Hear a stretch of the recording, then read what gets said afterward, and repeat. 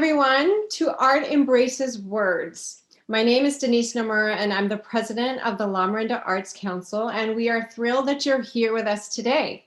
Although we meet again on Zoom, we do hope that soon we'll get to see you all in person, perhaps later this year. Until then, we do hope that you enjoy our 5th virtual AEW program, and this is our first one for 2021. So happy 2021 to all of you. Our program today consists of 3 writers who will be reading excerpts from their work, as well as two very accomplished artists who will be showing us their artwork. We want to thank all of them for being here today to share their stories and their inspiration for their work. And we especially want to thank the Lafayette Community Foundation, who helped make today's event possible. So thank you so much. And now first a little bit about Lamorinda Arts Council. We are a group of volunteers, a nonprofit organization with a mission to ignite and sustain artistic expression and appreciation for all ages in Lamorinda. And for you folks that are not here in Lamorinda or maybe watching out of state, just so you understand, Lamorinda comprises of 3 towns, Lafayette, Moraga, and Orinda in the East Bay of San Francisco. So we are called Lamorinda. And last year, when the pandemic hit, our board members got extra creative and they put together a robust group of new programs, as well as making virtual and online adjustments for our current offerings. So we have so many wonderful opportunities for the members of our community to showcase their talents and to get involved. So please do check out our website. It's lamorindaarts.org, and you can find out more information about us there. Now, since we are reliant on the internet and good Wi-Fi, here's the part where we ask for your forgiveness if anything on this webinar goes a little bit wonky, and it has done that in the past. So we do hope that it will run smoothly. We'll do our best to give you a smooth show, and we'll roll with the glitches as they occur. We thank you for your patience and your support. Now, Art Embraces Words is the brainchild of 2 people, Elana Olosky and Natalie Wheeler.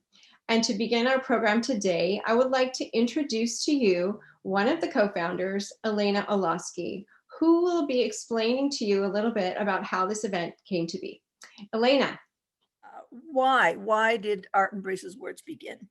The Lamorinda Arts Council looks all over the cultural landscape of Lamorinda for gaps. Who's not being served? What's not happening that should? And there was this interesting confluence of events where I was told that we had a possibility of creating a program for people in Lafayette and other parts of Lamorinda to do with art and the literary words. So it just so happened that I looked around and found out that there wasn't a place for adults to read their work. Lots of stuff for kids, high school kids, some stuff for poets, but basically there's a huge amount of adults who are taking writing classes, learning how to do memoirs, learning how to do how-to books, mysteries, you name it, a lot of talented people, and they had no place to read. So that's the idea came from there. We would have possibly the money, and there was a need. The next thing that happened was I went to an exhibit, and I don't know if this has ever happened to you, but one or two of the paintings made me fall in love. It took me about 2 days to identify the feeling state that I got into. I felt like I was on a cloud. I had to kind of be thrown out of the exhibit because I was the last one there. And it was just the most wonderful feeling. And I thought, this is how I want new writers to feel when they read their work. The only way I know to create that is to put original artwork around them. Original artwork, in my humble opinion, has some kind of energy. I don't know what it is, but people feel it, and it creates kind of a safe zone. So that's how we combined art and the spoken word. Who made this happen? You can have an idea, but it doesn't matter. The idea is going to sit on the shelf if you don't have people who help you move it into reality. Lafayette City Council member Cam Burks wrote a recommendation to the Lafayette Community Foundation and helped us. I mentioned it to Natalie. We had worked together previously, on board.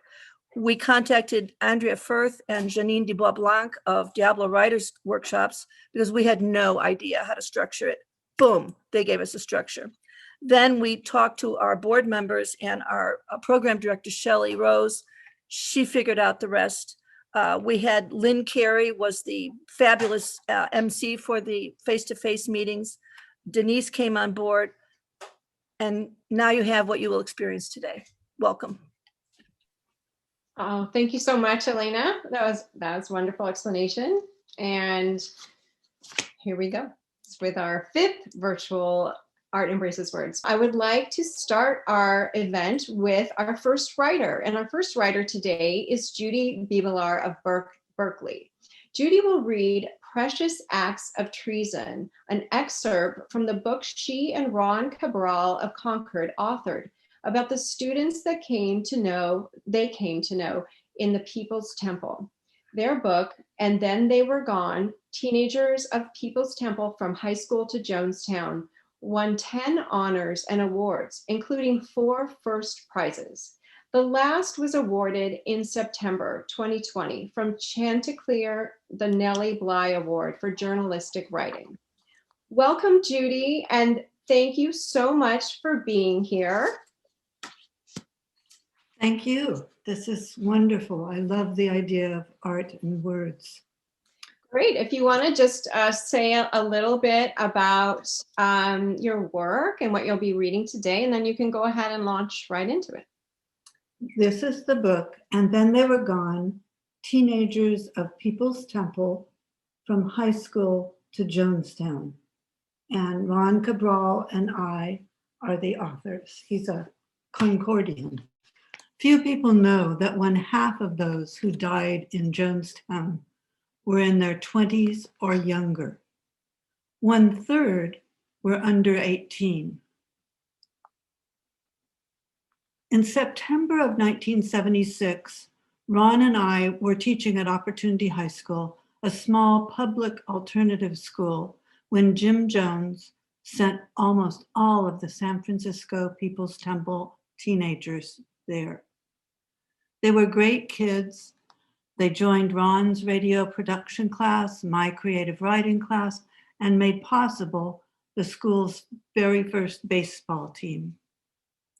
The first half of And Then They Were Gone takes place at Opportunity, the second in Jonestown, where conditions were crowded, work hard, and punishments harsh by the time our students arrived in the summer of 1977. Most of them arrived then, a few went earlier.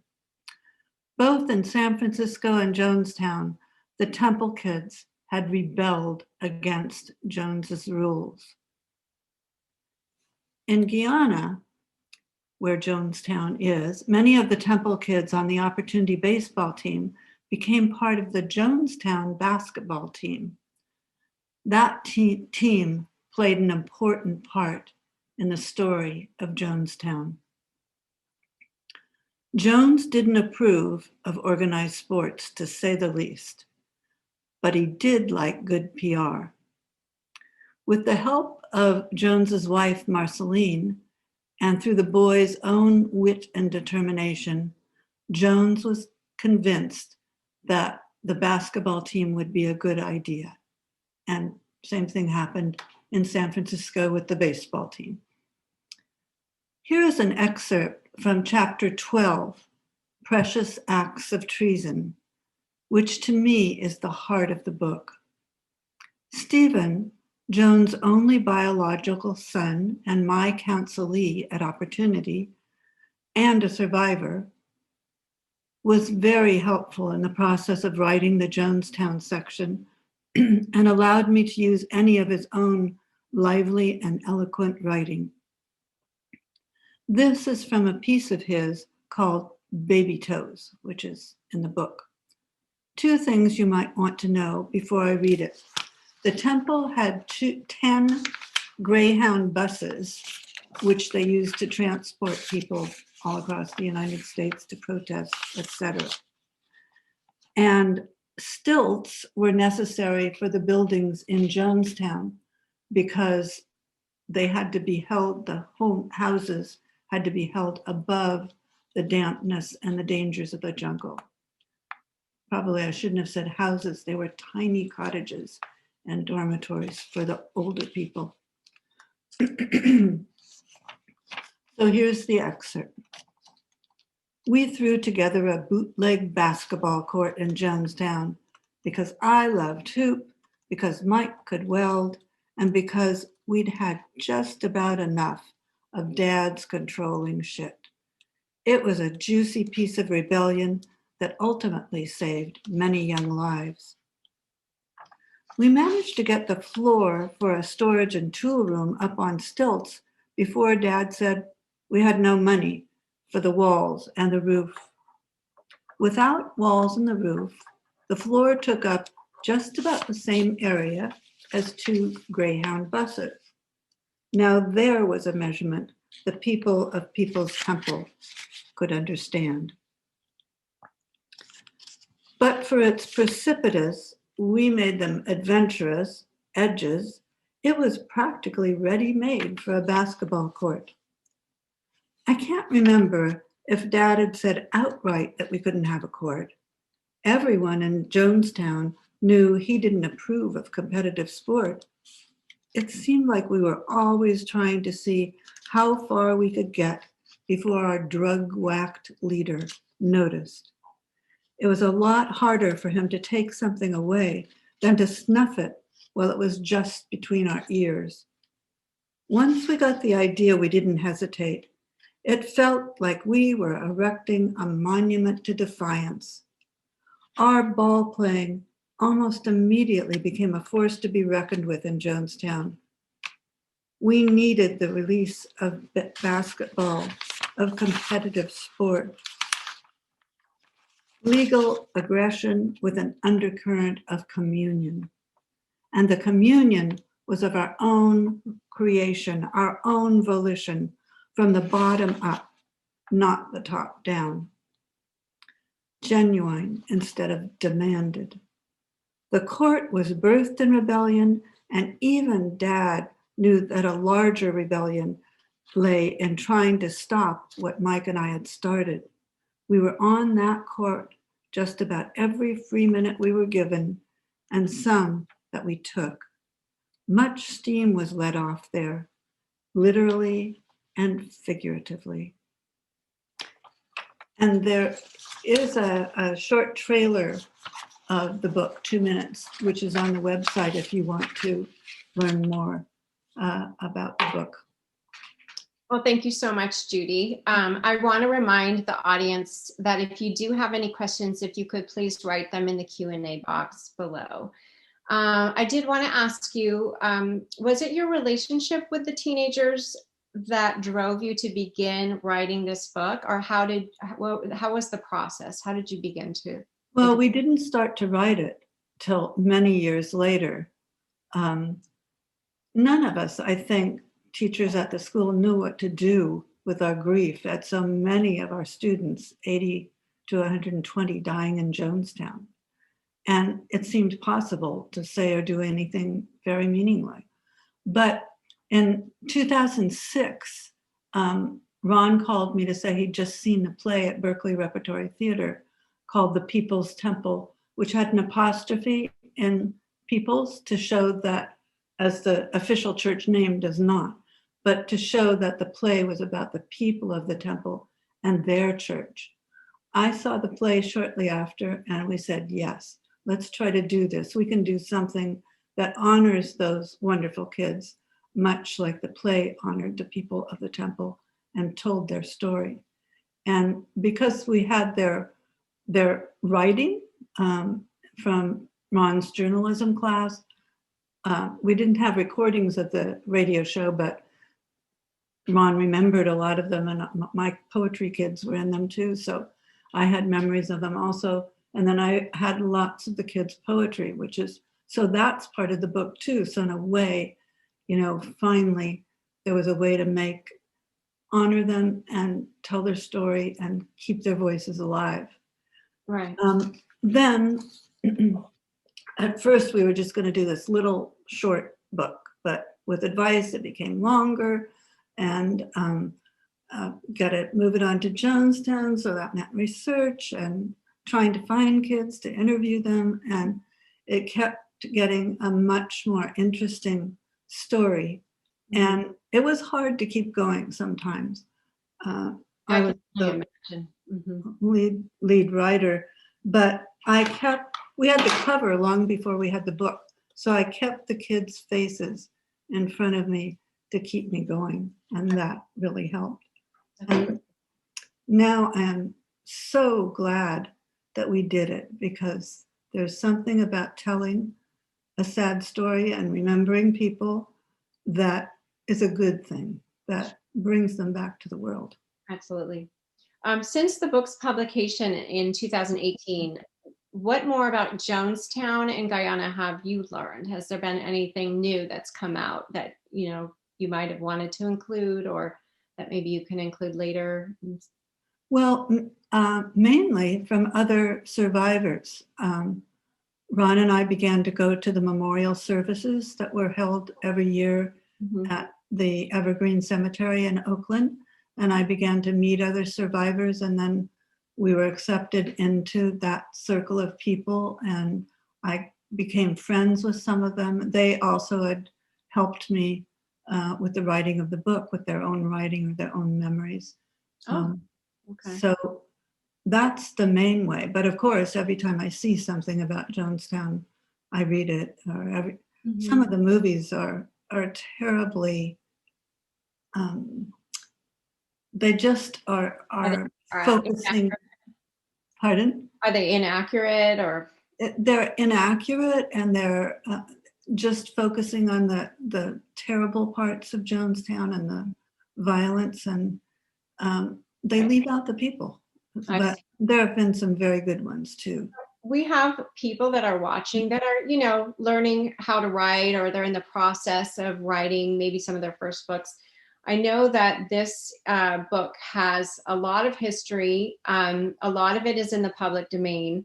And I'm wondering, was it difficult to access some of the information? I know you had their poems, you had feedback from the survivors, but what about the rest of the information? I mean, did you have access to it, and was that difficult to get? Well, I was lucky in that there is a wonderful website based in San Diego State University called Alternative Considerations of Jonestown and People's Temple. And that had a lot of wonderful information. And there were a lot of wonderful books. Reach out to authors of books. Okay. Tim Reiterman, who wrote, I think, the very best book on Jonestown and People's Temple. He was there, and he interviewed the survivors immediately afterwards. And he called me up when I asked him a few questions and really gave me wonderful advice about the book.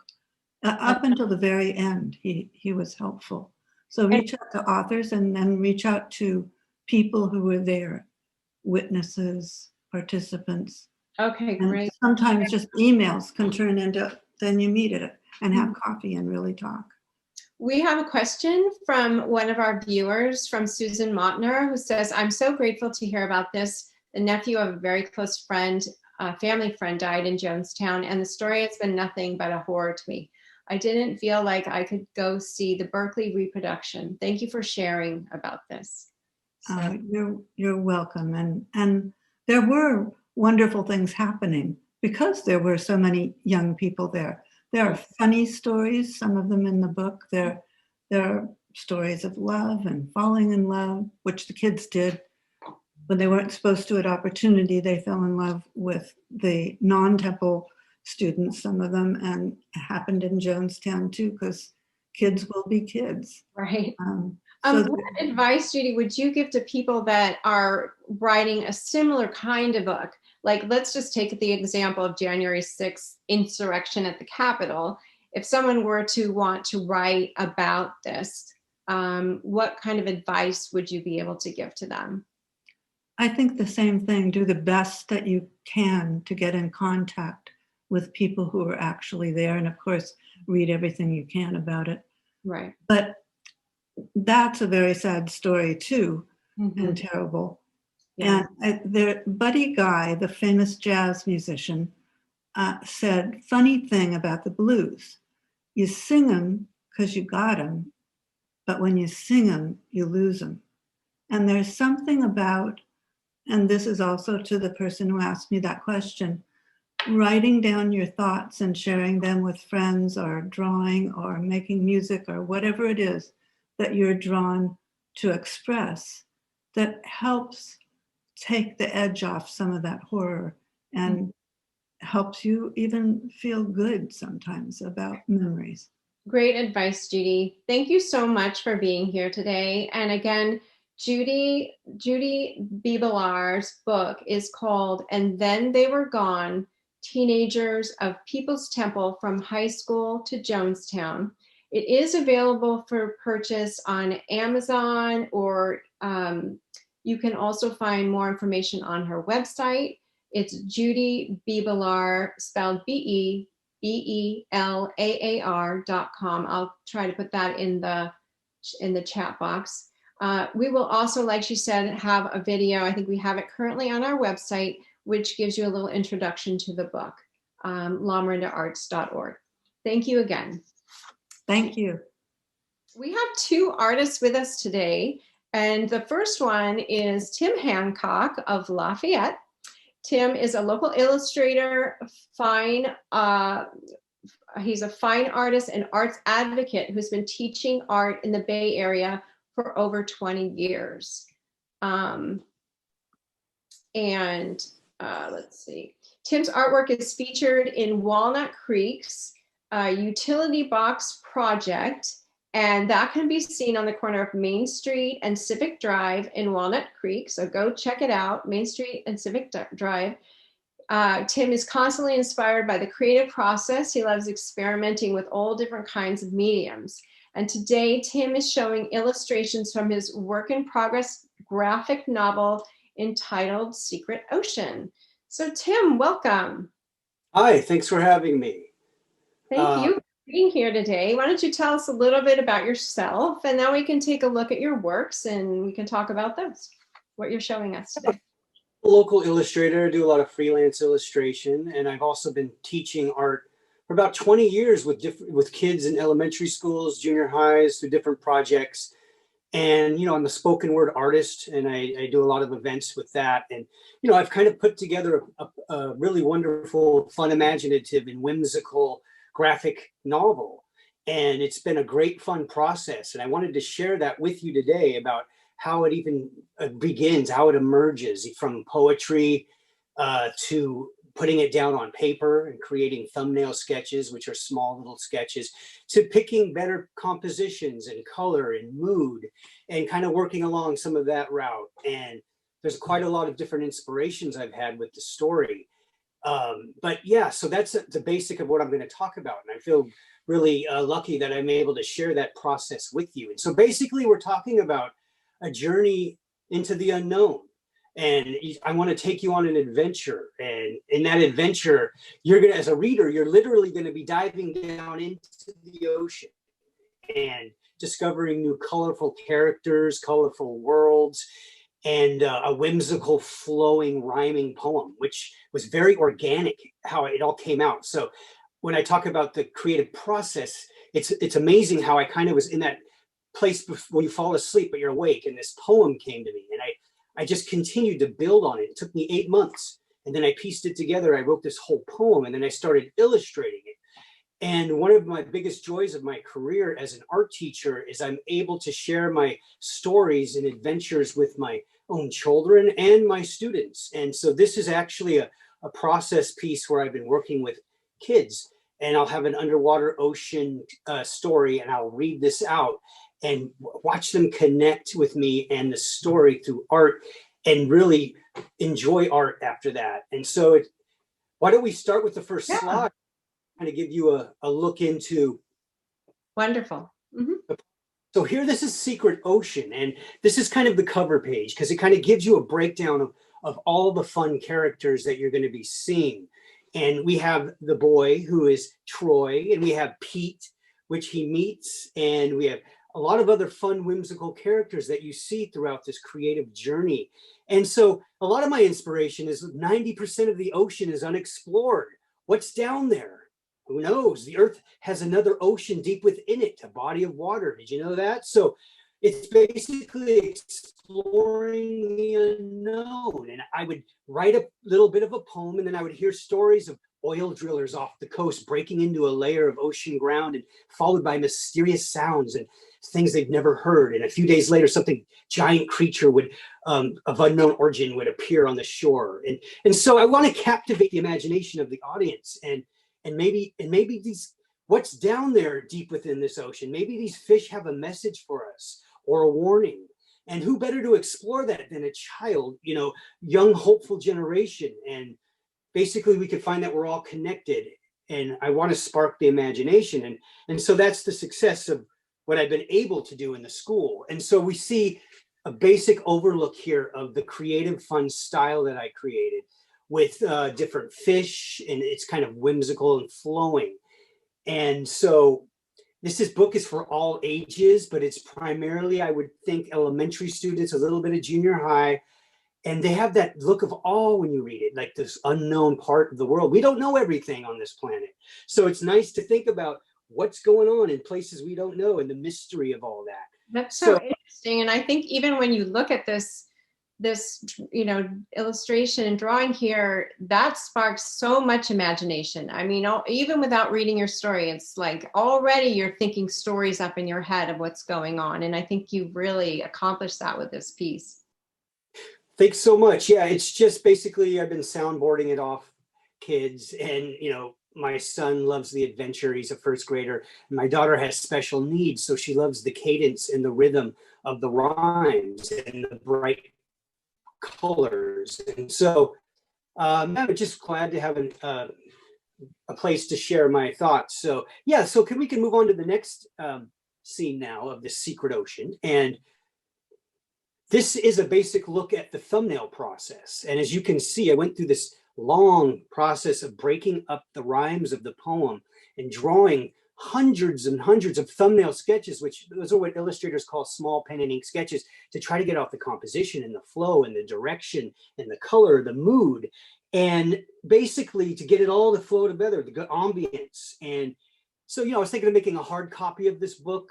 I was also thinking it could be a digital story that you go through. And so you could see there, I was using Procreate, which is a program a lot like Photoshop, but it's more user-friendly for artists, where it's very intuitive. You could just work through the colors, and I would scan these pictures in, and boom, I would have a picture illustration, and then I would insert the writing.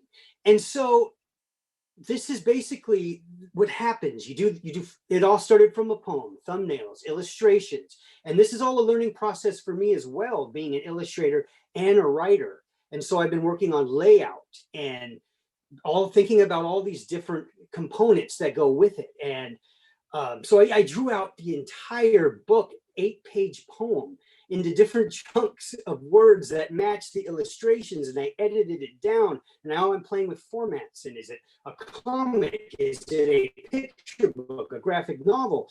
And so I'll read with you a little section of this if you want to hear it, and it just kind of to give you an idea.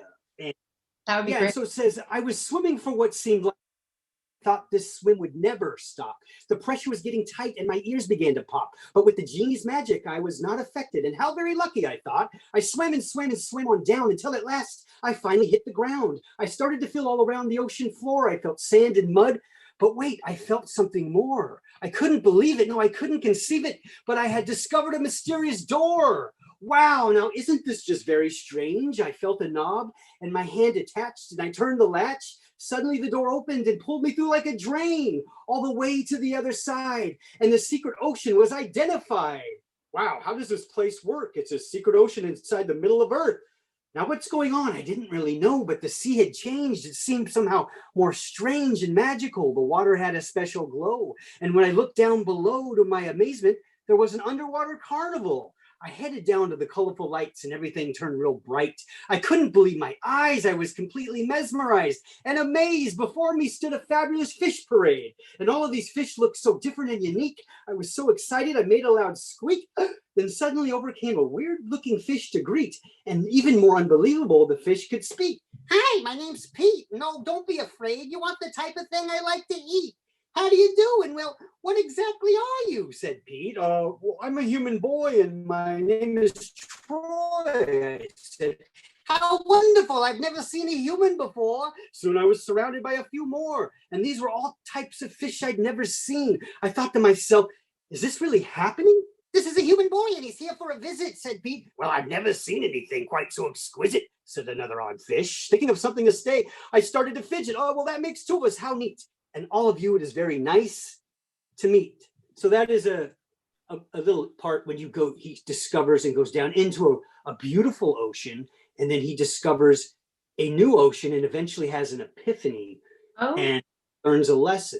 So yeah. Goodness, that is just wonderful. And might I recommend that you create a video with your drawings and you do the voice in the background, because you are fantastic at doing the voiceover of your own poetry and your story in your book. That was incredible. You definitely need to do that. You need to put this on video with your voice in the background. You're very good at that. Exciting. Thanks so much. Very raw, the creative process of how I work. And now I had some opportunity to kind of work on this project. And so we can move over to the next slide. And you'll notice that this is the fabulous fish parade that occurs, where he's asked to be a judge at a panel and give each fish a grade. And it goes around and it's just a fun story. But this is another example of, I worked through these little thumbnails that were black and white, little sketches that worked. I would put them into Procreate, and then I would spice them up. Boom, make them look beautiful, colorful, and playing with styles. And we can move to the next one if we want. And so this is just a little look at the story, and it's just a really fun place. And there, at some point you go on a race underwater, and so you discover a lot of different things on it. Troy discovers a lot of things on the journey, and it's just a fun story. And it came to me at night, and so I'll read one more little piece if I have a little bit of time. And you know, it's just said there's at one point he finishes the race and goes and takes a ride down, and he says, Pete took me over to a fancy sort of slide that led underground. Follow me on down into ancient ocean grounds. I looked on inside this magical ride slide and was then sucked on down into a long winding tunnel, which shot me around in swirling circles and out through a funnel. And I landed on the tail of a big giant whale. Hello, he said, and we took off and set sail through twirling whirlpools and strange tides. Down through fish castles and kingdoms we smoothly did glide, as we descended further down into sacred ancient ocean ground, to a place where the fish were all crowned and their fins were all flowing like long glowing gowns. We floated on down below to a valley of dunes where there were thousands of pearls that looked like white moons, all just lying there on soft golden sands, enormous white pearls and wide open clams. So that's just another part of the book. It's fabulous. little bit. Great to see the whole thing completed. I'm sorry, Tim, say again. Thanks for letting me share that. So I just said thanks for letting me share this. Absolutely, absolutely. We do have a few questions. First of all, is it true that learning the art of drawing by hand is the most valuable skill in becoming an illustrator or developing as an illustrator? Yeah, you have to get a very good grasp of drawing what you see first, and learning the foundations, light and shadow composition, and then you move over to other things, your own style. And but it all starts with a great grounding in just drawing and composition. So those little sketches, they mean a lot, and just learning how to draw, and it's fun freestyle. So I would say yes, that's where it begins. Right. And then would you say that, or could you describe the similarities and the differences between when you're drawing by hand and then when you're doing it digitally in a program like the program you mentioned? Is it very different? It is the technology is amazing, and you'd be foolish not to play with it, right? I think Michelangelo would be playing with it. And I think basically you do sketches, but you can erase things much quicker. You can add colors very quickly. So it's been interesting, but you can start also with the basic sketch, and you have to work it out and find the rhythm and flow of it.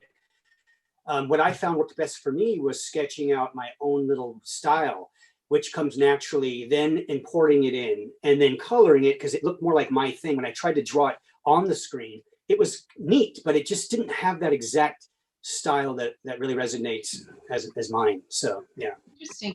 We have a few questions from our audience. Bill Carmel is asking, Tim, do you scuba dive, skydive, or do any other kind of dives? Well, I have a lot of friends who do scuba dive, and they've told me a lot about how it feels down there. It's a different world, and it's beautiful, and it's an escape. And so maybe this story to me was some sort of an escape into a fantastical world and meeting a bunch of new characters. And I do love water, and yeah, so it's just definitely an inspiration there. Right. And then we have a question from Susan Garel who asked, which children's authors have inspired you? And she also says, P.S., your writing is really wonderful. Thank you. It's really hard to be an illustrator and a writer and put it together. And life is very busy, so it's hard to make that all come together. But right now I have an opportunity, and I'm just inspired by a lot of Dr. Seuss, of course, Maurice Sendak, Where the Wild Things Are. A lot of these old illustrators that really were there, and then they really did these handcrafted illustrations and spent a long time on detail. Right. And those are the two that ring out. Okay. And Kristen Earhorn is with us. It's just a beautiful thing when you. Sorry, I interrupted you. Sorry. That's great. And Kristen Earhorn here with us today. Kristen says, I can certainly tell that you are a parent and have read many stories to your children. How much input do your children give to your stories? Well, my wife would read have my son read a story and read them, and then I would make up stories. And it was usually this long, whimsical story where I didn't know where I was going. And, and then I also fell in love with children's literature and illustration in college at Academy of Art. And so it's just kind of putting that together and creating your own unique story. And I would find that my son would just get lost and fall asleep in these stories. And the next night he'd say, can we start off where we left off? And so I would just create these long stories. And and so, yeah, there's a lot of that goes into that from my life. And even the kids that I've been blessed to work with and watch their creative process and how the awe would look in their face when they're like, what happens when that goes? Oh, and just how they connect with the words and suddenly they're lost in wonderment. And I think it's just so important to stoke the imagination. And so, yeah, I read a lot of books, but I also want to create my own story. And so this is it's a very unconventional story. Usually an illustrator works with a different artist. And so trying to do it all has been really overwhelming, but I think slowly you piece it together and see how it turns out. And that's the path I'm on right now. And that's wonderful. Do you have an idea of how you'll be able to publish the book? I'm just curious, or maybe you want to get some recommendations from our writers here today. Any publishers in the audience? Give me a call. Yeah. Published too. There's so many resources now for artists to publish your own work and formats and put it together. The problem is getting a lot of people to notice you and the attention.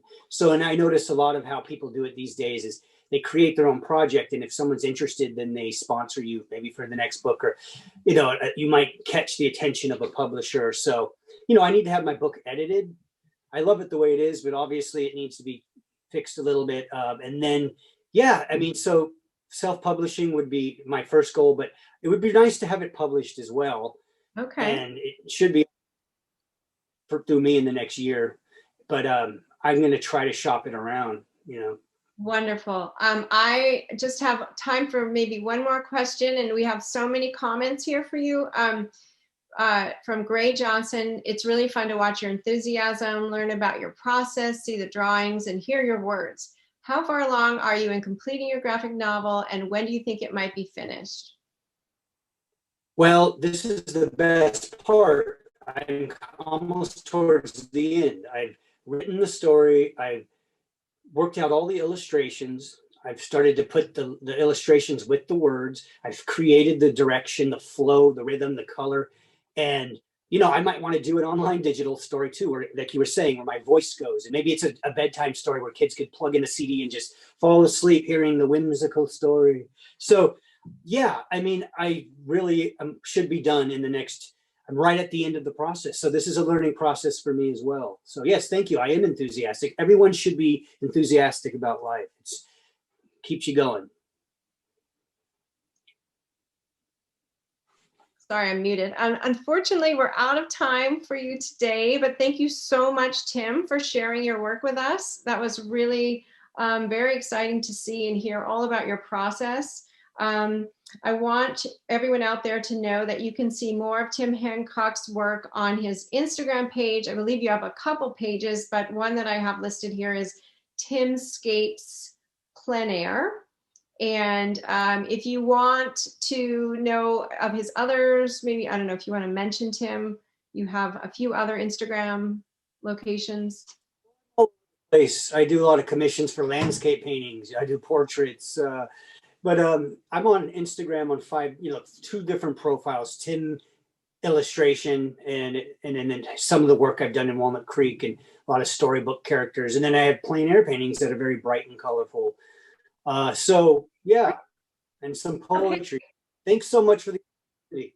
Thank you so much, Tim. And if you have more questions for Tim, you can definitely reach out to us at lamarindaarts.org, and we can forward those questions on to Tim and let him know your comments, and we will do that.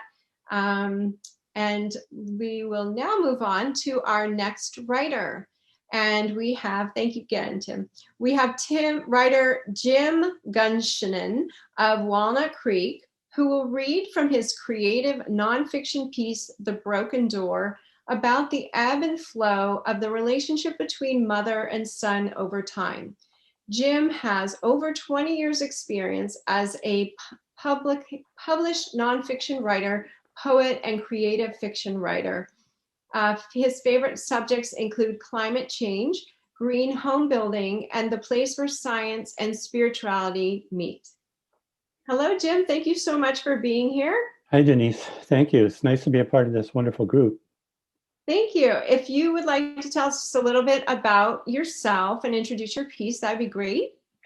I've been thinking about this, and a teacher of mine gave me a good way to look at life. But I think if I could describe my life and collapse it down into one moment, it would be that I was a man who got on his horse and rode off in all directions. Oh, that's good.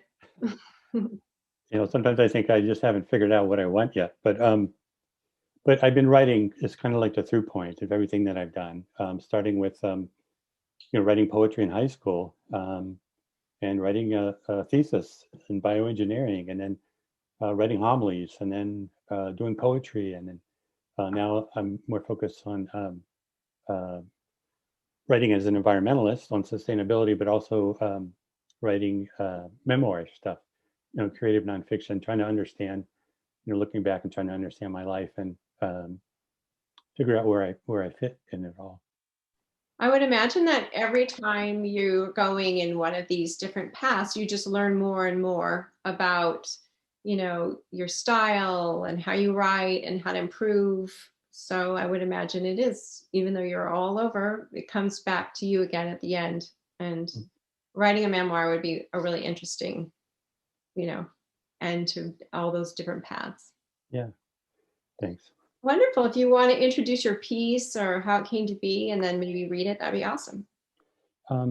Yeah, this is it's a piece of creative nonfiction, which means that it's mostly true, but some of the time, some of the time is rearranged, and some of the scenes are not exactly correct, but uh, essentially they are. Um,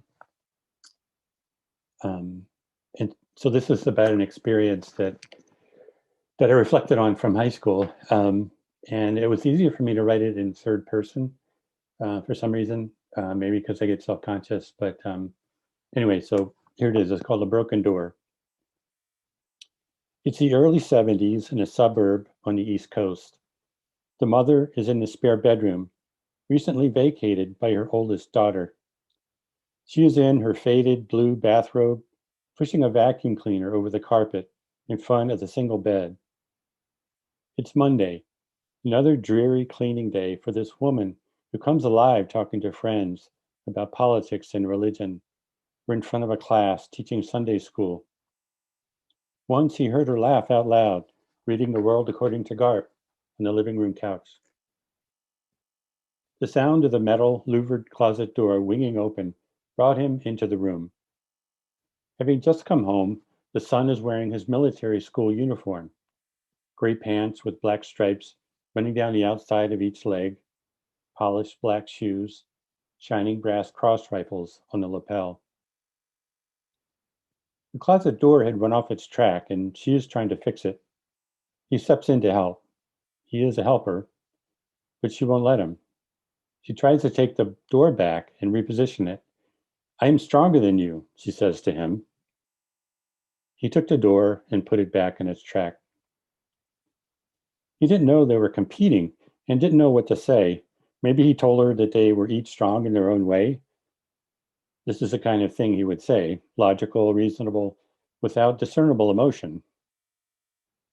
It hadn't yet occurred to him that he was trying to please her, to make her happy, to return them to the time before she gave birth to his little sister and had a hysterectomy immediately afterwards. He wanted to go back to the time before she became very depressed. His father had given him, as a 5-year-old, a red plastic doctor's bag with a stethoscope inside so that he could pretend to care for her when she was depressed. But when he tried to care for her, she turned away from him, and he couldn't hear her heart beating. For those first 5 years of his life, she glowed, and she called him her shadow. She said things to him like "très bien" when he did something good, like make his bed. She called him Curious Pierre because he liked to take toys apart and put them back together again. They used to visit her old college teacher, Father Handon, who showed him the lumberjack handshake and the fireman's handshake. The priest treated her like an intelligent woman. She always came out of his office smiling. Here's a picture he still carries of his mother, himself, his 3 older brothers, and older sister, on the granite steps of the Shrine of the Immaculate Conception. His father must have taken it because he isn't in the picture. He thought she was so beautiful back then, in her pillbox hat, white pantsuit, and sunglasses. She was holding his hand and no one else's. He's beaming with delight. He doesn't remember ever feeling that way again, not in her presence. It hadn't occurred to him, and wouldn't for many years, how angry he was at her, the loss of her when they were both young. He calculated how to get her back. Her other sons had already stopped going to church when he was in high school, so he decided to become the good son, the hero who would make her proud and happy. He tried so hard, but life intervened and he didn't have the power to change things. His dad had a heart attack, and his older brother went to Vietnam. When he was away in the war, she didn't laugh even once. But her life went on, and she didn't understand why the son she was close to had become distant and untouchable over the years. He became angry down deep where he couldn't reach, and it kept him from being warm towards her or towards anybody. She couldn't reach him.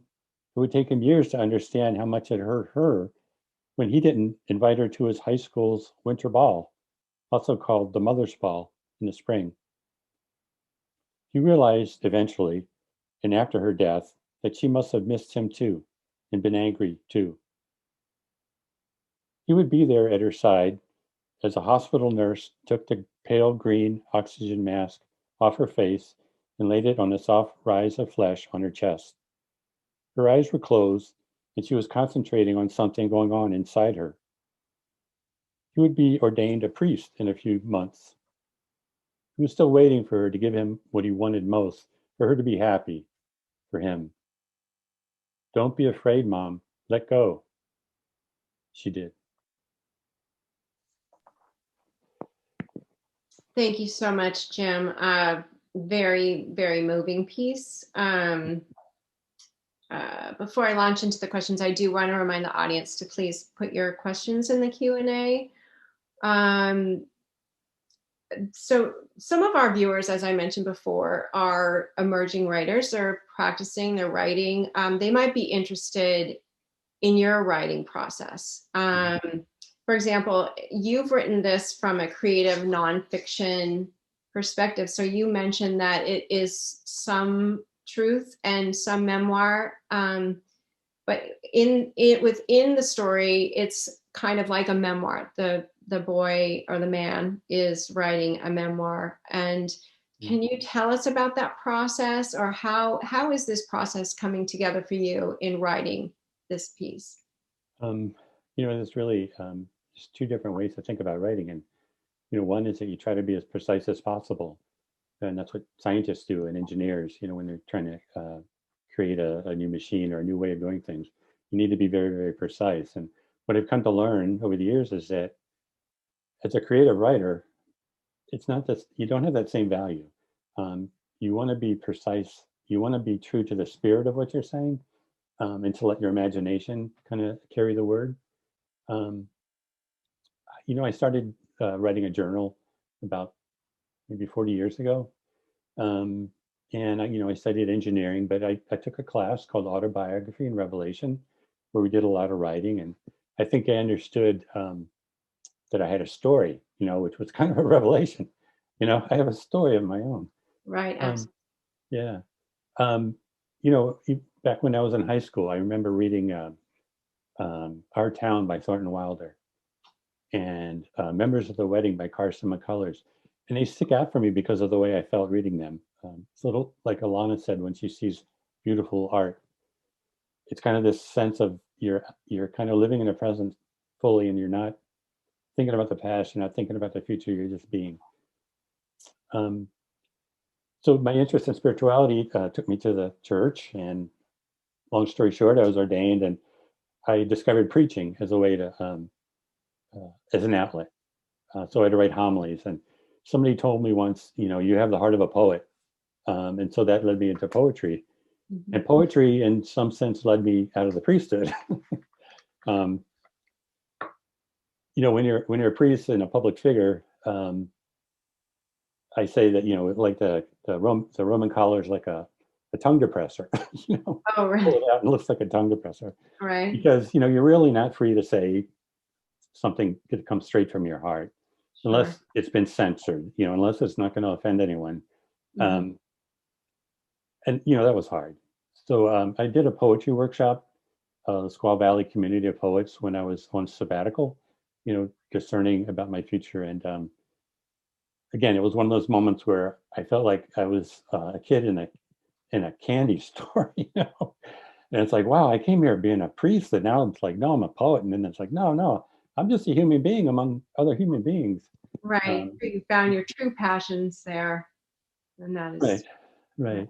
And then, my life took a really practical turn after that, because when I left the priesthood, I was almost 40 years old, and I didn't have any money, and I didn't have a career. And so I started working for a magazine, and it covered kind of the technical side of home building, but also allowed me to express my passion for, creating a planet that's livable for everybody and sustainable. Unfortunately, the magazine closed this September, and so I've just been focusing on creative nonfiction, kind of looking back at my life and trying to pull out, bits and pieces and insights and feelings and emotions that might touch other people. And all of this very good advice for our listeners today, and how they can maybe start to think back on their lives and write about it. So great advice with the journaling and poetry and Thank such. you. Because the content of your piece, I want to ask you another question here, deals with emotions over a long period of time. Do you think this piece will help people think about their own experiences within their families? You know, I hope so, because I think that when you get down to it, there's this universal sense of, you know, we all go through these experiences. I don't know, probably men and women, but I know as a man, you know, go through this experience where, you know, you're free and you're easy and you're just sharing yourself and life is delightful. And then at some point you start getting self-conscious and you start censoring yourself, deciding, you know, what can I say and what should I not say? And, you know, you can get caught up in a way that, you know, to me, it led to depression and, you know, some awful stuff.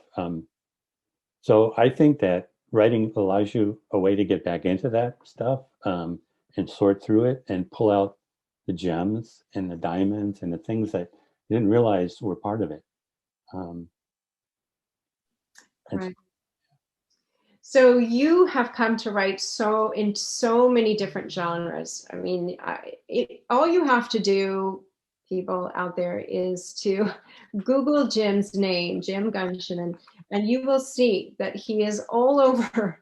You're all over out there in all different kinds. The green home building, poetry, and creative fiction and climate change. It's just wonderful to see you like invested in so many different areas.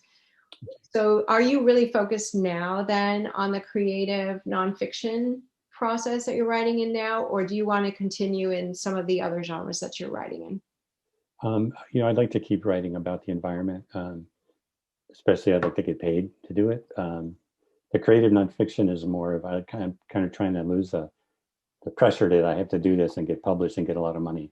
But it's kind of where my heart's going. And, you know, eventually, you know, with me, like I follow a new path and eventually the old path will kind of fall away. And so I don't know if I'll just kind of let go and, you know, take an early retirement and just focus on creative nonfiction. I would love to read a book by you. I think it'll be very, very good. I have a few questions from our audience. Macy Melendez. I hope I said that right, Macy. Hi, Macy. Melendez. Okay, it's Melendez. That was beautiful, Jim. As you read it, it sounded like poetry. What's the difference in the writing process when you start a poem or a short piece of creative nonfiction? For me, there's just less words in a poem. You know, it's focused on a really discrete experience. You know, so you know, if I just focus on the door closing and that whole experience and everything around it and the feelings around it, would probably make a good poem. But with something that's more, you know, discursive, you need to keep the attention of the reader for a longer time, and you need to connect the various images together so it's coherent. Okay. Cheryl Escala, who's a friend of mine in Colorado. Thank you for this story. I totally get the horse in all directions analogy, and I understand the thin veil between priest and poet. So, yeah. Thank you. Thank you, Cheryl. Well, thank you so much for coming today, Jim, and sharing that very personal creative nonfiction piece. And you can find, again, books by Jim on Amazon. I think you have poetry on Amazon, so you can read some of his poems there. And you'll see a number of outlets for his work. His last name is spelled Gunshinan, Gunshinan. And, you know, he has work even on KQED and also muckrack.com. Is that right? Muckrack. Yeah. So thank you again for being with us today. Thank you. That was delightful. And next, we welcome our second artist, Peeta Tinay of Orinda. And Peeta is a basket maker, craftsperson who was introduced to and became competent with wicker furniture restoration over a 10-year period in Berkeley. She continues restoring both antique and contemporary wicker and has been making large-scale, intricate baskets since 2008. Peeta teaches basketry at all levels, nationally and internationally. She's showing her work currently at the Christian Earhorn Fine Art Gallery in Orinda. I encourage you all to go see it through February 19th. And she invites art lovers to visit on Saturday afternoons from 12 to 4. I had the pleasure of seeing your work, Peeta, and it is mesmerizing, absolutely stunning. Welcome to Art Embraces Words. Hi, thank you for having me. This is fantastic. Wonderful. If you'd like to just tell us a little bit about yourself and your art, and then we'll be able to see what you actually create in some photographs. Yeah. So I started, all of my weaving started in 1990. So I started at a place called the Canning Shop in Berkeley, California. And I worked there for 10 years. And at the Canning Shop, what we offered was the restoration work of antique wicker furniture, caning, splint work, antique basket repair, teapot handles, kind of anything you can think of that was woven, we would take on. And we also sold the materials for people to do their own projects as well. We also taught classes. So it was being immersed in that environment that I was able to find kind of my favorite type of restoration, which was the wicker. And so that's what I started to specialize in, was that. So anyway, so then from there, with all that, the 10 years of the restoration under my belt, I moved to Washington State, and I was there for many, many years. And I continued doing the restoration. And then in 2008, I started making the work that you came to Christian's gallery and saw. I make very large scale basket work using the same materials that I did when I was doing the restoration. So I have 3 different things that I do that are in the world of weaving, which are the restoration work of antique and contemporary wicker furniture, and my own basketry work. And then I also teach. I teach basketry. I teach beginning and intermediate to advanced level basketry workshops. Obviously, right now, I'm not teaching, but I teach. On Zoom, I guess. Yeah, you know, that's been a challenge to think about doing. I think it would be very challenging to teach beginners because of the hand placement, and my hands are always on the hands of my students, and it's just a very in-person thing. I do believe that doing more intermediate level work might be possible, especially with students that I've had, people that I know. Sure. And then let's see, so the restoration work that I do, the teaching, and then there we go. We got it. And then my own work. So there's 3 different things that I do in regard. Can I ask you, before you got into the restoration work, when you just started that, did you study restoration in college, or how was it that you became interested in this kind of work? No, so I come to this from always having worked in a hands-on field. When I was in high school, I started working with a woman that had a sewing business out of her home. And so she was really a mentor for me. So she was incredible. She had started off many, many years before doing tailoring. And she transitioned into doing slip covers, window treatments, all kinds of things that were very creative. And so that's where it really began for me. And then I've worked part-time and full-time for upholsterers. And then that led me to the shop in Berkeley for 10 years. So I've always been a very hands-on person with learning, and yeah, so. Fascinating. Yeah. Well, why don't we take a look at your work? Okay. Yeah. So this piece here, so I should talk a little bit about the weaving techniques that are within all three pieces that we're going to be looking at. I use a method called twining, which is the round material that you see with those little butt ends, those are twined sections. And then the purple and orange in there, that's called plating. It's two diagonals that work. You've got one that comes in this direction and the other one comes this way. So it looks like a big straw hat when it's being woven. So it's twined and it's plated. And then on the lid of this piece, there's what I would call lashing. You can kind of see these little X's on it. And I actually have this lid, since the authors have been holding up their books. Yeah, absolutely. Hold this up. Oh, okay. You can kind of see that a little bit better. Yeah. So, so those are the weaving techniques. The materials that I use for my work as well as the restoration work, they're all from a plant called the vine rattan palm. And so from the vine rattan palm, you get the whole rattan. So when you think of a rattan piece of furniture from the 1940s, it's the same material. So out of the core section are milled round diameters, flat diameters, and something called flat oval. So there's many different materials that are milled out of the center core. And so that's what I use in my work. And so the process for doing something like this is the preparation of materials beforehand.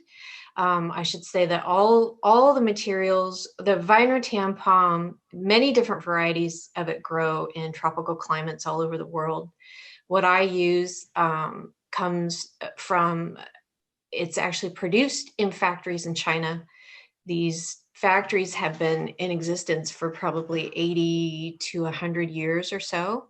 And so I get big, huge boxes of my material. So what were you gonna say? No, I was wondering that, like, is this material kind of in abundance? Does it grow fast? Like, is it hard to get, It does. The plant itself grows very, very quickly. And it grows up to 500 feet long in the jungles. And a lot of it is hand harvested, and it actually bears a fruit. It's got a crown of thorns on it. So they actually do stuff with the fruit. It's pretty gnarly when they have to actually harvest it. So the preparation of materials, that's the first step for me. So I have to go through and find the correct density with the diameter that I'm using to find, the very stiff pieces have a certain job. The very soft and supple pieces have a whole other job. So I have to go through and kind of grade out what it is that I'm going to be using. Once I have that, then I start the dyeing process. So all the materials you see here on this piece were very white in color originally. And so I've done all the dyeing. And I'll talk a little bit about what you see on the side here, that's the orange and the purple. That's a technique that's called space dyeing. And so what I do to achieve that is I create these little bundles of material. Once I have those long lengths of the flat material, I create the little bundles, and I have a dye bath set up, and I'll thread them onto a dowel. So one end will get dyed. And once I've achieved the color that I want, I take it out and I can dye the other side. And then there's a little rubber band that holds that little bundle. I can undo that and then switch it to the areas that have not been dyed, and then dye those in a different dye bath with colors that I know will transition. So it becomes this variegated color as it goes along. Mm-hmm. So that's the space dyeing in there. And that technique of the plating, that has a layer of about 6 different pieces. So if you look at that, if you see that piece in person, it has a lot of depth to it, and that's aided by the fact that it's not just a single piece that's woven in either diagonal to create the pattern. What really creates the interest with that, besides the transitioning color, is that thick layer that just gives it that life. So I think the next slide shows us actually the inside. Is that correct? yes. Yeah. So if we go to the next one, the lid and the inside, from the beginning of your process, like let's say you your delivery of the materials from China to completion, about how long is it taking you to make a basket of this size? And this size, because I've seen some of yours which are just really big. This one's not as big. This one's 20 inches or so. Yeah. So Yeah. about how long would it take to make this sort of smallish size? Something like this, probably about a month and a half, somewhere in there. And that would be everything total.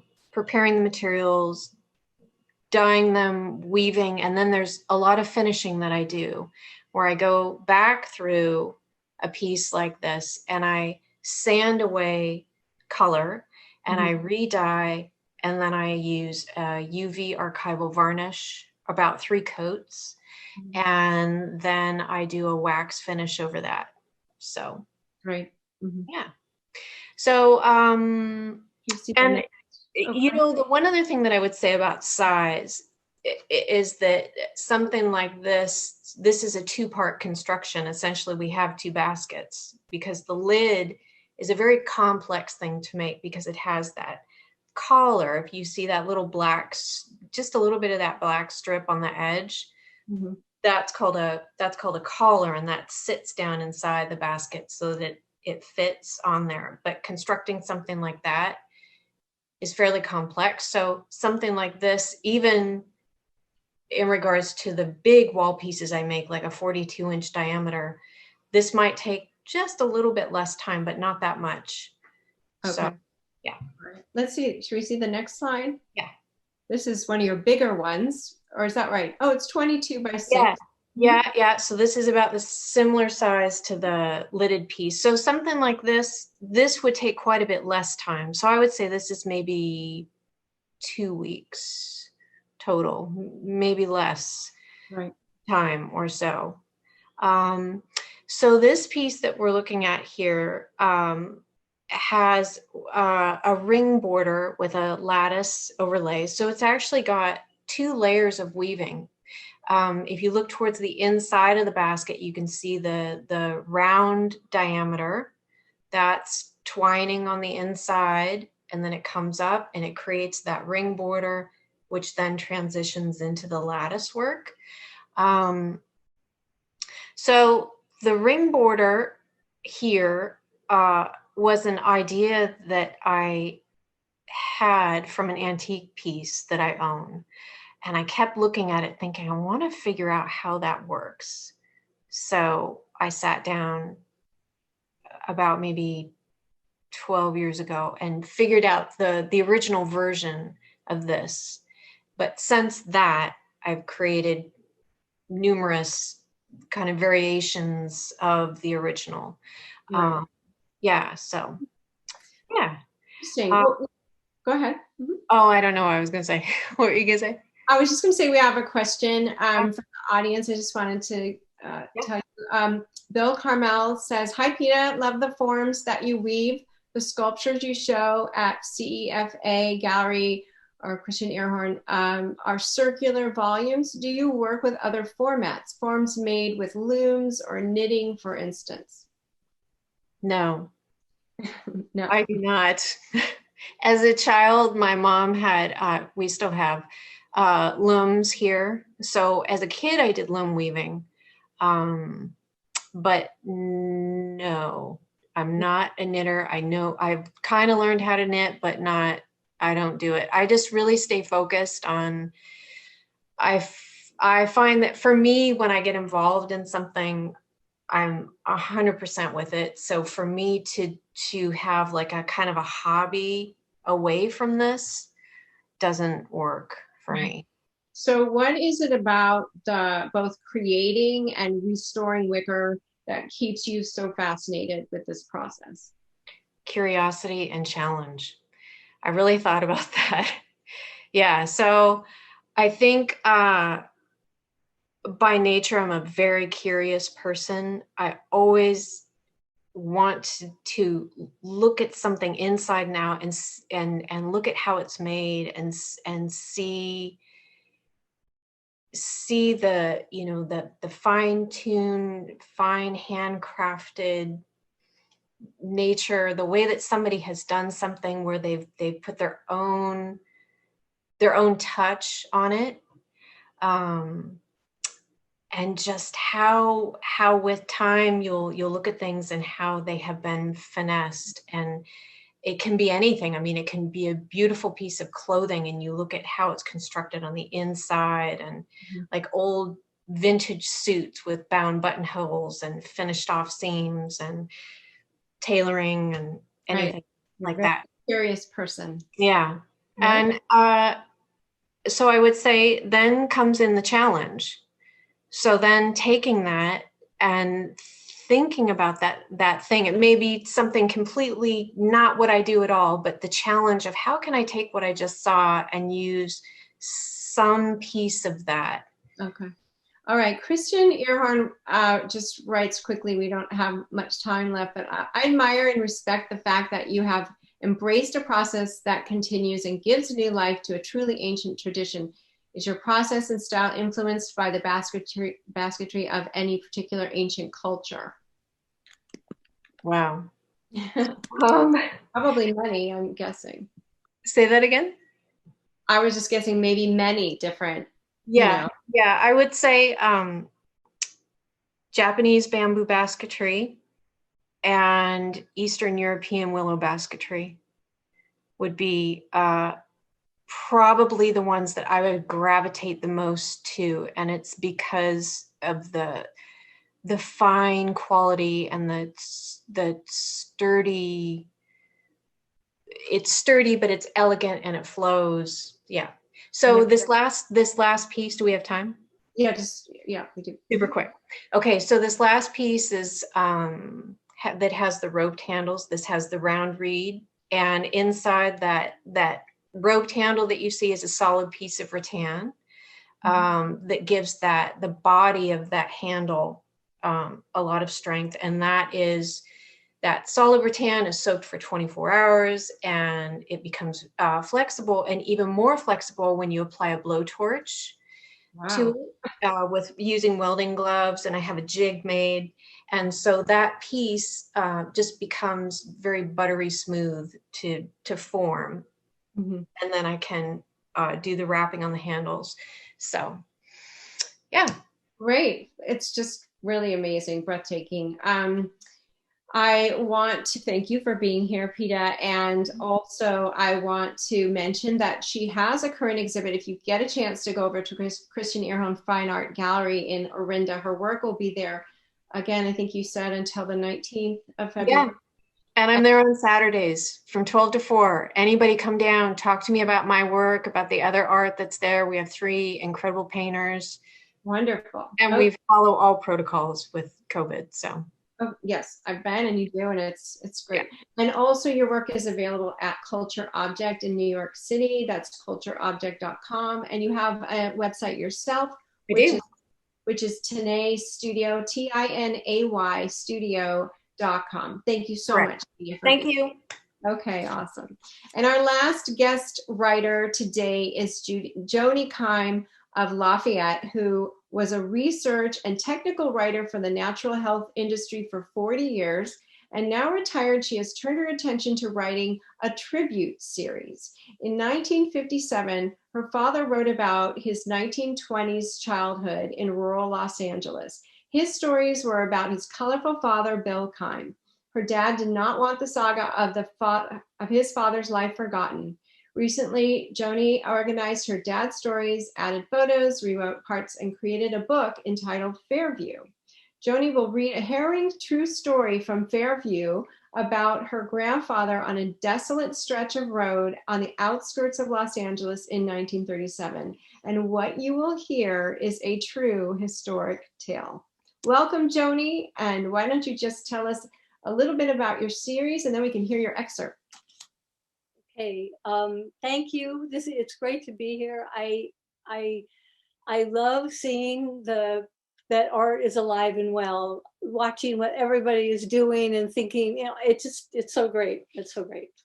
And thank you for inviting me. And I'm, as I said, I'm really happy to be here. Just to set the stage of this story, it's a story about my grandfather, Bill Keim. He was originally from Pennsylvania, and when he was a young man, he and his father decided to go out west, and they did. They spent a little bit of time in St. Louis, but they landed in, at the time, as my grandfather writes it, the Pueblo of Los Angeles. And Pueblo means little town. So at that time, there was less than 1 million people there compared to now, where there's like 20 million, 25 million. Anyway, they made across in about 1900. He settled in Los Angeles and raised his family there.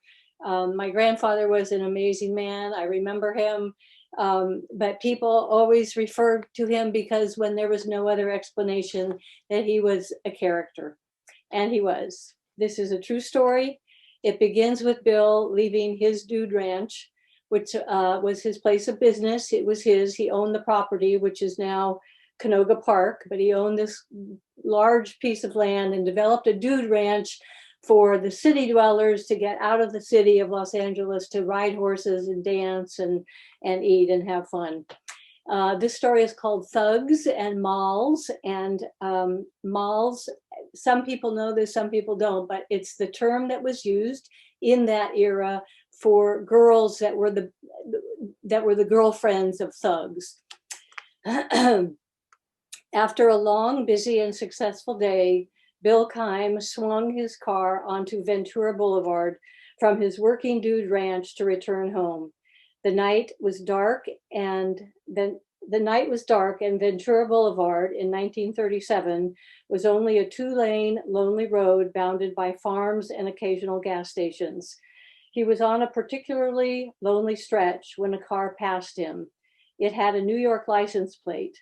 2 female faces peered from the rear window in the glare of Bill's headlights. Hardly perceptible, but definitely present, Bill had a premonition. Had the car kept on going, Bill would have forgotten about it, but there ahead, the car turned around and was now coming toward him, and then it passed him. Bill's suspicion turned into instinctive alertness. Bill kept traveling down the road. He knew he was not far from the little gas station that was always open at this time of night. Then his rearview mirror picked up a pair of headlights gaining on him. Should he be concerned? There were other cars that traveled this highway connecting Hollywood to Ventura. It appeared the car was going to pass him, but then it began closing in on him on the side, coaxing him off the road. Was it the New York car or perhaps tourists that were just lost? The car pulled ahead and over to the side of the road, and Bill saw that it was indeed the car from New York. Bill's mind did some rapid calculating. This was not the way someone would request information for road directions. The wallet he had in his hip pocket was brim full, and he was concerned about that. But above all came the animal instinct of survival that snaps out calculations faster than the human mind ordinarily functions. This situation was not right. He unholstered his Colt .45 automatic. He laid the gun in his lap with the muzzle pointed at the door and then covered it with his big cowboy hat. The driver of the New York car stepped from his vehicle and came toward Bill with a purpose still unknown. The man stood at Bill's door and Bill cocked his Colt. Bill made one last calculation. If the man opens the door, he was no tourist, and Bill would no longer be in doubt about the man's intentions. If the man offered courteous introductions through the half-opened window, he could be innocent. The man reached out his hand, turned the handle of the car door and flung it open and aimed a gun at Bill. This was how he and his comrades in crime had been victimizing people all night, and they had been quite successful. Bill, seated in his car, pulled the trigger of his Colt that was aimed at the man's midsection. There was a blinding flash. As the man grabbed the wound in his gut, he fired his gun. The bullet just missed Bill and it went through the windshield. Time stood still for Bill. He fired again. Another blast and blinding light, and the assailant's gun fell to the running board as Bill's bullet hit the man's right shoulder. The man staggered backward, still on his feet, defenseless. The pain in his gut made him forget that a gun was still pointed at him by a cool, calculating citizen who knew how to protect himself. Bill fired again. The man moved away and staggered toward the New York automobile, thinking, what was the matter with his partner? Why wasn't he helping? He was halfway to safety when he slipped to the ground as Bill's fourth bullet found its mark. The waiting partner finally realized that it was his comrade who was in trouble, not the intended victim. The girls got out and dragged the bleeding thug back to their car. The partner stepped from the right side of their car and began shooting his revolver in Bill's direction. In his nervousness, even at 30 feet, he only hit Bill's car once. In the meantime, Bill shifted his fire to his new adversary in perfect calm, leveling 3 more blasts at his target. The thug jumped in the car and drove off at high speed down Ventura Boulevard with the headlights off. Bill could not understand how he could have missed the thug, but the light had been poor. Later, the sash of the thug's car door revealed 2 neat holes, waist high and waist width apart, evidencing that 2 shots had straddled the man's body. The entire mob was rounded up. The first man was badly injured, but did survive to spend time in the state penitentiary along with his associates. Probably never, before or since, has the journalistic profession in Los Angeles experienced so little resistance to their incessant prying, coercing, and pressuring for information to recount the story. Bill was happy to tell it. The following day resounded with the shouts of newsboys, and no headline caps were big enough for the sensational story. The story of Bill's life and the lives of his family became familiar evening subjects in Los Angeles homes. Pictures reenacting the Ventura Boulevard incident were blazed across front pages. Sheriff Eugene presented Bill with a metal trophy cup that had a sheriff's badge molded to the front, naming him honorary sheriff of Los Angeles County. Grateful citizens awarded him a beautiful Colt 45 revolver with an appropriate inscription. Bill became a permanent member of the sheriff's posse for the county, and he thereafter rode in many a Rose Bowl parade and was invited to attend other distinctive events. It was indeed a feat of unusual insight and ability, as well as one of human courage, born of preparedness, self-discipline, and cool confidence. Wow. I know, it's a fun That story. I wanted to show, I hope this will show well, but Yeah. this was one of the newspaper pieces. And the title they put on it makes me laugh, but it was "Come On Bandit, We'll Shoot It Out." So that was the title. And I'll have to let's see, I can see, okay. So Wow. those 3 children, the youngest one, that's my father, who is now 100 years old. Wow. That's his father, who we called Pops, his older sister, Virginia, and his older brother, Bill Jr. So, and this is the book that these stories are in. There's more of them and more stories about Pops, and this is also on Amazon. That is wonderful. What a great photo. Incredible story. It is, yeah. So here's a few questions, and I want to remind the audience, please put your questions in the Q&A box below. What is your experience now writing a nonfiction memoir in your tribute series? So first of all, I understand the tribute series, Fairview is one of them. Is that right? And then some other, okay. Yes. And so what is that experience as compared to you've had over 40 years writing for the natural health industry? Yeah, and usually very technical kind of stuff. Right. When I reflect on the writing that has gone on for so many years, is that it's always stuff that is true. I write about things that are true.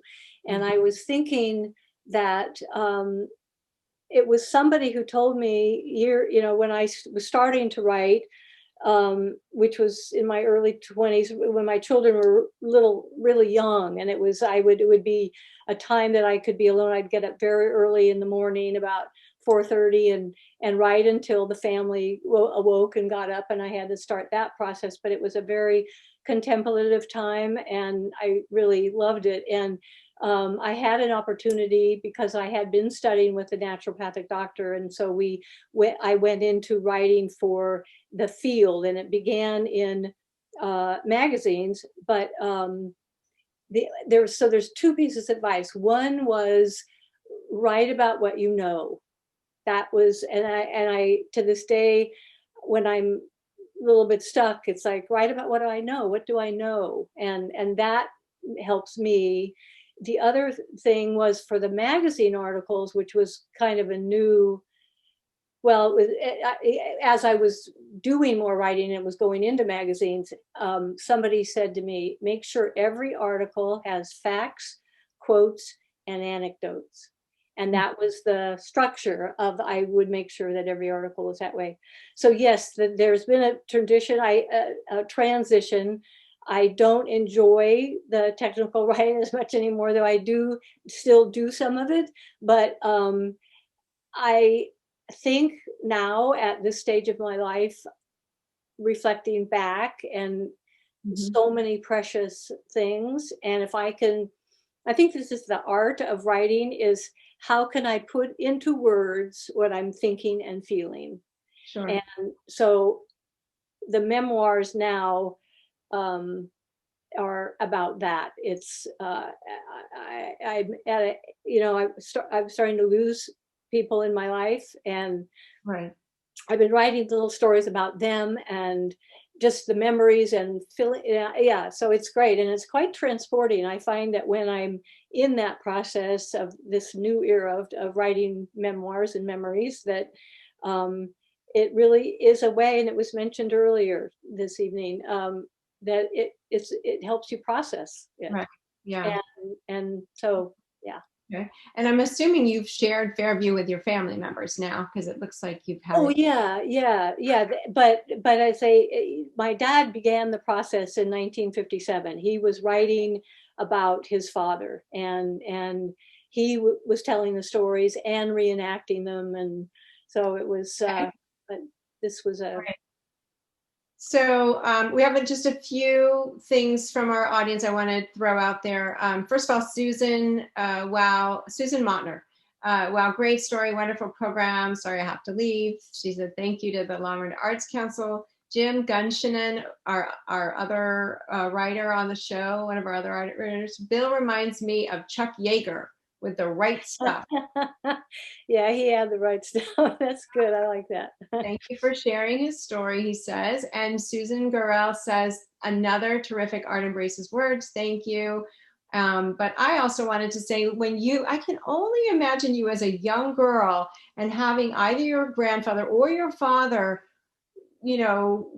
telling you this story. I mean, your eyes must have been this big and you just must have been so amazed. What was your impression at that time of your grandfather? How did you think of him? Like a tough guy? A character.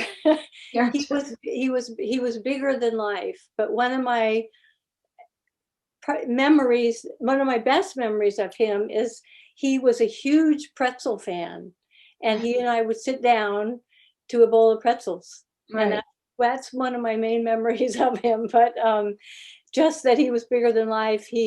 He always drew the center of attention. He also was unorthodox. He totally believed that the family dog should have a chair at the dining table and that they would be a part of it.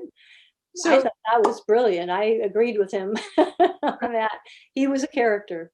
Will you be adding to your memoir, or would you say that it's finished now? This collection of stories is finished. Actually, what I will probably do in the future is do the same thing that my dad did for his dad, I will do for my dad. Because after reading and getting to know Bill, I mean, I remember as a child, but getting to read the early stories about him, my dad is a lot like him. And that's what I hope to do, is tell my dad's stories. Great goal. Thank you, Joni, so Thank much you. for sharing your work with us today. Great. And you can find, first of all, you can find your natural health books on Amazon. You have so many, and on Barnes and Noble and many other book sites. But I heard you mention that we can buy the Fairview also on Amazon. Is Yes. that correct? And that's the collection of my dad's stories. Okay, collection of your father's stories, and that her name is Joni, Joni, Keim, Keim. So you can look her up on Amazon. Thank you again for sharing your story with us. Bye. Bye. Thank you. And that concludes our program for today. And if you'd like more information about any of our artists or our writers, please do reach out to us at lamarindaarts.org. If you have any comments, feedback, anything, please do reach out to us. We love to hear your feedback, and that would be wonderful. I would again like to thank the authors and the artists for being here. Our next Art Embraces Words will be on March 28th at 2 o'clock, same time. So please tune in and check the website for the registration link. Art Embraces Words and all of our programs that we create at Lamarinda Arts Council rely on the generous support of our community. So please consider making a donation at lamarindaarts.org/donate. You can see that right here on your screen. Thank you everyone for watching Lamarinda Arts Council's Art Embraces Words, and we hope you have a terrific evening. Thank you.